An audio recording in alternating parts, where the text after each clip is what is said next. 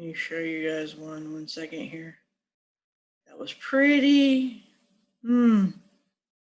fascinating.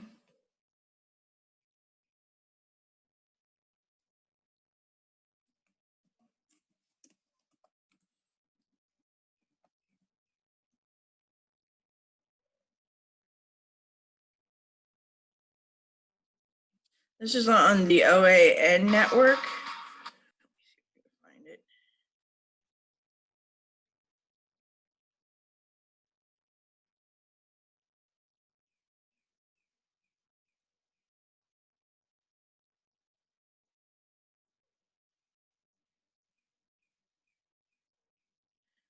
See if you can identify which one this is.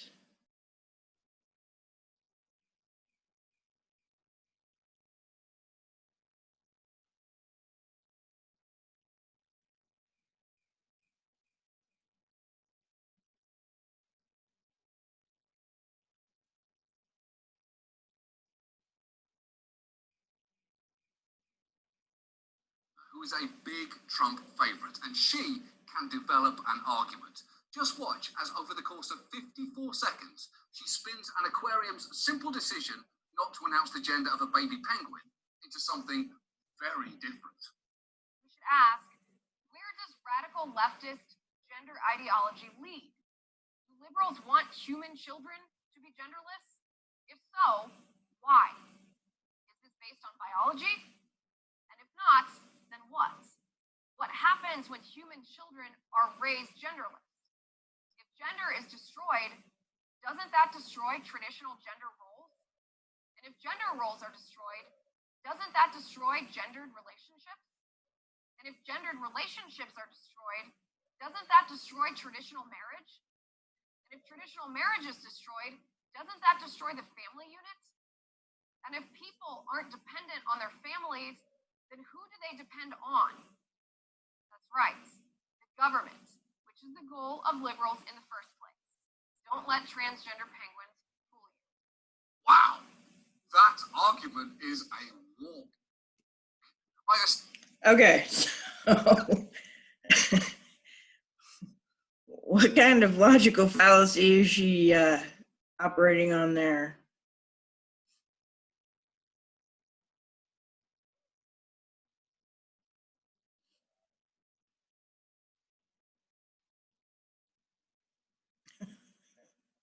Yeah, definitely slippery slope. I mean, I'm not sure why they wouldn't announce the gender of the penguin that was born at the zoo. I don't know. But yeah, she takes it really far away from the original point there. Because that is one of the things that they argue is that liberals want everybody to depend on the government. That's what socialism is. So yeah, to depend on them for everything. But that's a kind of interesting argument. Justin, did you have an example? Justin, Emma, Julian?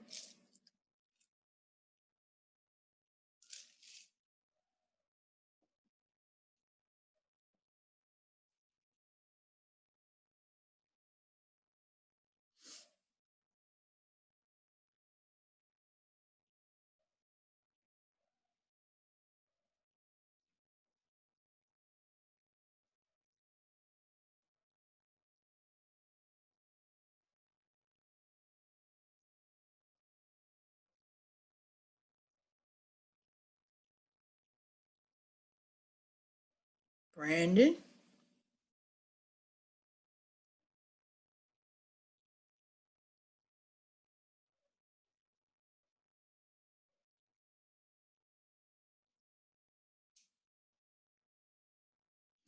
Give me one more, and then we can work on some outlining.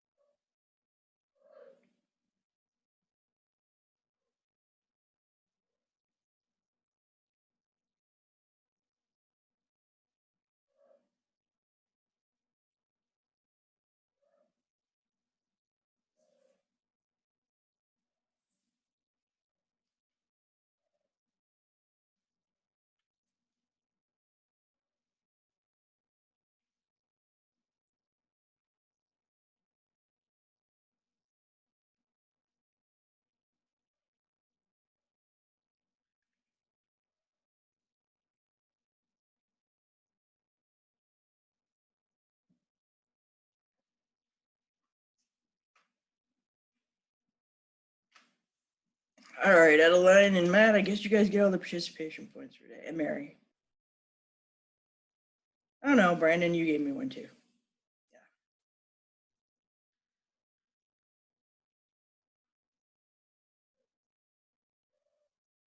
Oh, there you go, Emma.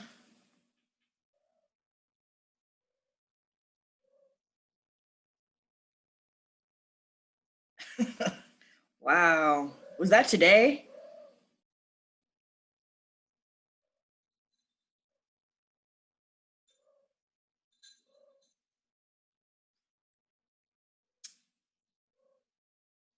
When in doubt, always call them names. Worst face and third-rate lawyer. But at least he compliments Texas, right?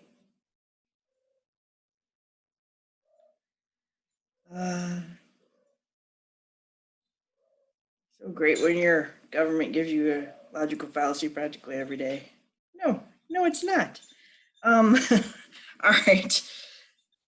So let's work on the outline, right? So we've gone over the pieces that you're going to need. So you guys need to turn in your outline. So I'm going to give you some time to work on it and ask questions. So let's start with, what kind of introduction are you thinking about doing?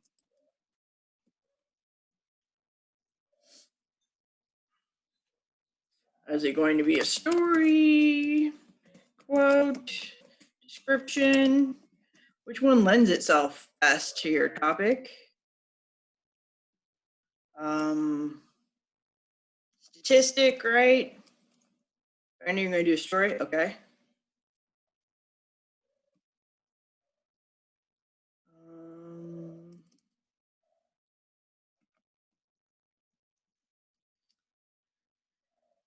Background, some of you might need to give us background if it's in more, yeah, thanks, Julian. But remember, keep it focused on what's going on today. Common ground, remember, if you think your audience is really against your argument, you might need to find something that you guys agree on as a starting point. So either on your computer or on some paper, start sketching out what each element is going to be. Let's look at the assignment. Second here.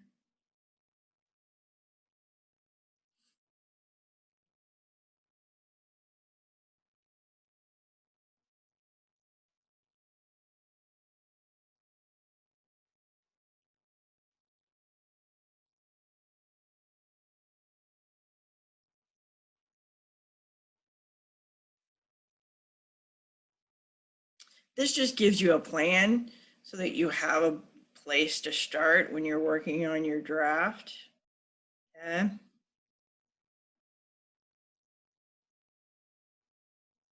Also, don't forget to sign up if you have not yet for your conference, right?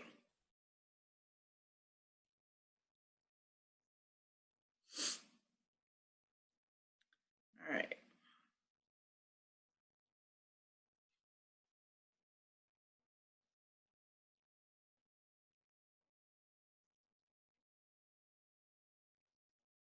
So you're just doing an informal outline. You don't have to worry about the 1 and 2s and the A's and the B's.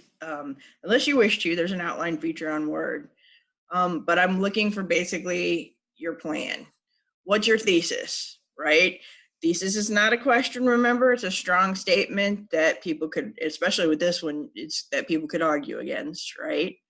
What is your introduction technique that you're going to use? What background information are you going to provide us about your issue? Is it about a law? Is it about a policy, an event? What are 3 reasons that you believe your thesis is correct, right? And then what are some pieces of evidence you're going to use to support it? Okay. A study, an interview, an expert opinion, all of these things. What are opposition points for each of the arguments? Or it may not be directly opposed to it, but it's going to be the main opposition that could, fool you, or not fool you, that could come against you.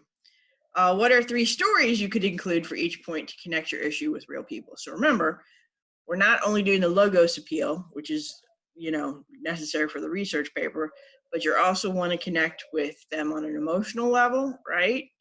And you want your tone to be reasonable. And then remember the conclusion techniques. Are you going to speculate on the future? Are you going to recommend a course of action? You know, how are you going to wrap things up? Then you're going to put it in the form of a sketch outline. So I've got the example here. This is an example of the format. What's your research question? And then you answer the question, and that'll be your thesis. Are school dress code policy sexist? School dress codes are sexist and frequently discriminate against girls. For my introduction, I'm going to use a story about a girl who was sent home from school for wearing clothing that's too distracting to boys. Okay. I'm going to explain school dress codes, right? Here are the reasons. Here's some evidence. Okay. This just gives you a plan. The plan can always change. That's why it's just a preliminary informal outline. Here's an opposition point. Well, girls have more choices of revealing clothing, you know. So start working on your outline right now in the minutes we have left, and let me know if you have questions as you're going along. I'll be here for consultation.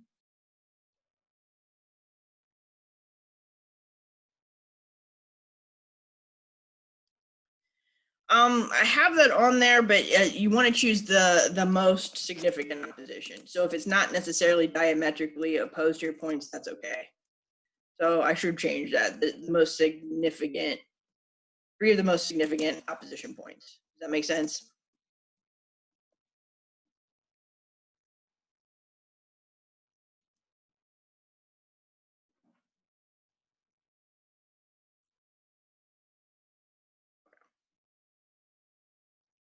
Let me know if you get stuck.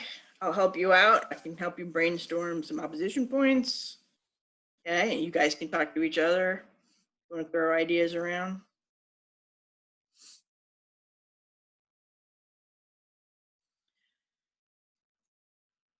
I'll remind you of some things that you can do, some background information we might need.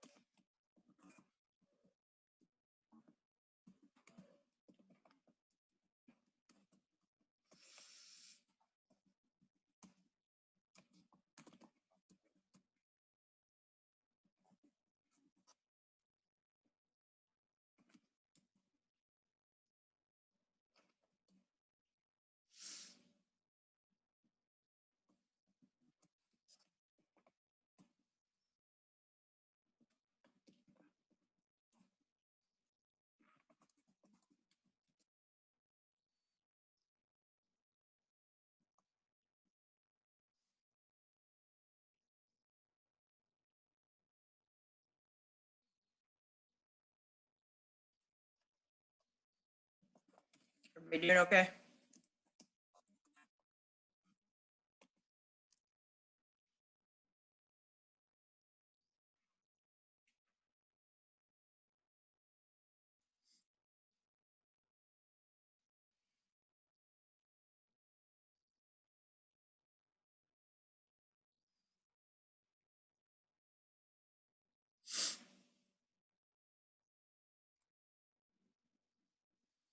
Got some new issues out there I'm looking forward to reading about.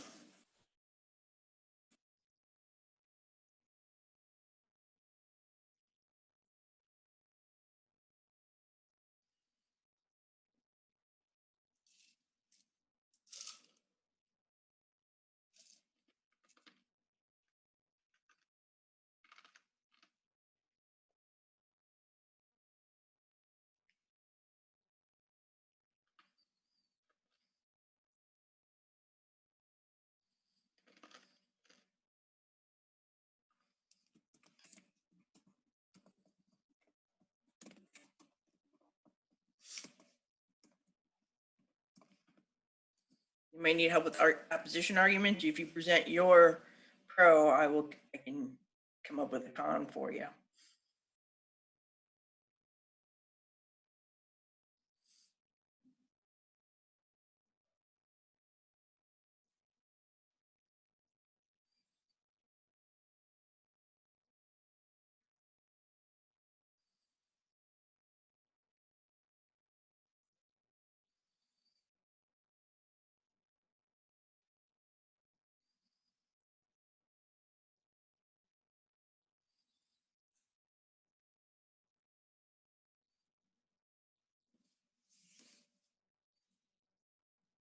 Schools being in debt.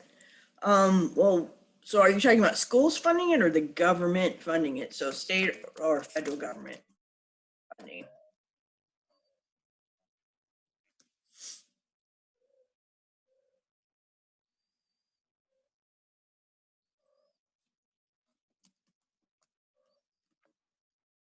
Or some combination? I guess because they already get federal funding, right, from the government so you're going to extend it to everyone. Okay, some schools have started gardens um, that they used to teach with as well. So it serves like a function of like nutrition and also teaching about science, um, photosynthesis, biology.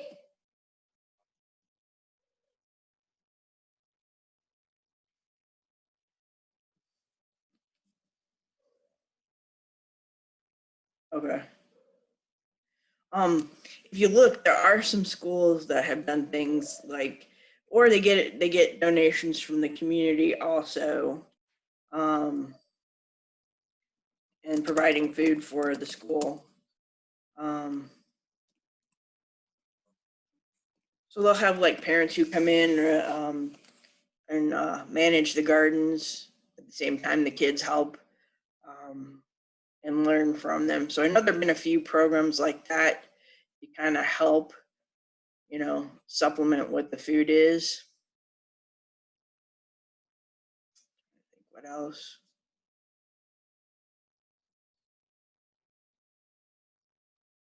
I think that's the